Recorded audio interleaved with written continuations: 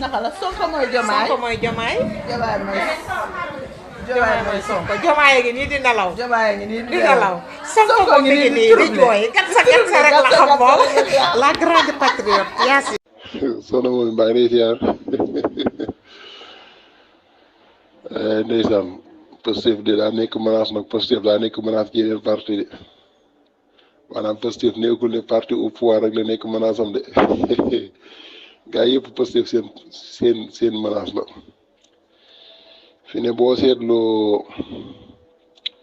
diggante président Abdoulaye Wade ak président Ousmane ak président Macky Sall fi ñu wuute maanaam opposant bi doon opposé wu ak Abdoulaye Wade moment boobu da nga gis ne opposant yëpp dañoo defoon benn bloc donte ne amoon nañu ay parti kenn ku yoroon sa parti ay landi nekk fee ay nangam kenn ku nekk fee waaye amoon nañ benn objectif te mooy daaneel régime bi mooy daaneel président Abdoulaye Wade ay ñoom Idriss Seck ak Macky Sall ak ay ñoom Moustapha Niasse ak ay ñoom ñëpp kenn ku nekk seen benn objectif lañ amoon mooy daaneel président Macky Sall ba daaneel président Abdoulaye Wade ay Y'en a marre ay ñoom Youssou Ndour ñoom ñi ñëpp dekkoon benn bloc journaliste yeeg ñëpp moo tax daaneel Laay Wade dafa yomboon président Macky Sall nag bi mu dikkee lépp li daane loolu Laay Wade moom xam na ko bi mu dikkee daa xeex loolu moo tax bi mu dikkee parti opposant du leen may leen di journaliste du leen may leen kilifa déedéet moo leen xeexkat yi Y'en a marre yooyu yëpp gis nga ko bi mu dikkee ni mu fi def moment boobu nag li gënoon a tax parti opposant bi nekk def benn bloc ñoom boobu kenn ci ñoom préparé wu ne diw mooy nekk président kenn ku nekk jàpp nga ne bu président demee rek Laay Wade bu demee mën nga koo wuutu masalan tey Moustapha Niasse yaakaar ne bu Laay Wade demee mën naa ñëw Idriss Seck mi ngi doon yaakaar loolu Macky Sall di yaakaar kenn ku nekk tey ci sa gàttal yaakaar nga loolu moo tax benn bloc lañ defoon opposant bi fi nekk nag boo gisee li tax lii da leen di jafe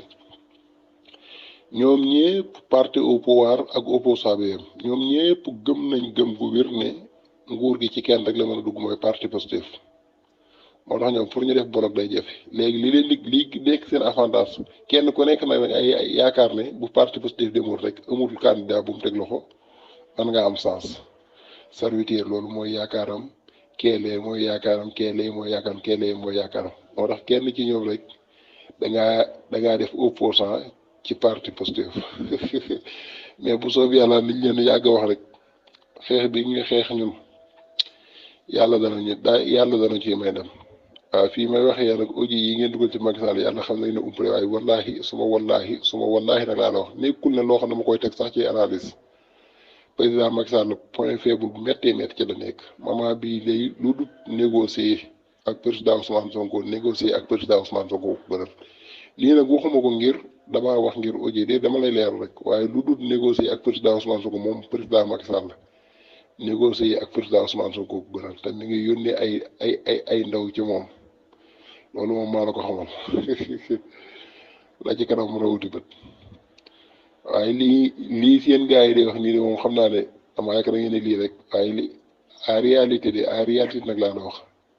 moment bi xam naa ne li xew da ngeen koo xamul mais wuute naa ak lii fuuf président Macky Sall moment bii du négocier ak Ousmane Sonko parce que jeexal na daanu na amatul pexe amatul menn pexe de moom menn pexe amatu ko fii may waxee de gëm naa gëm ko wér na ba ko président Ousmane Sonko waxoon ne ko ñëwal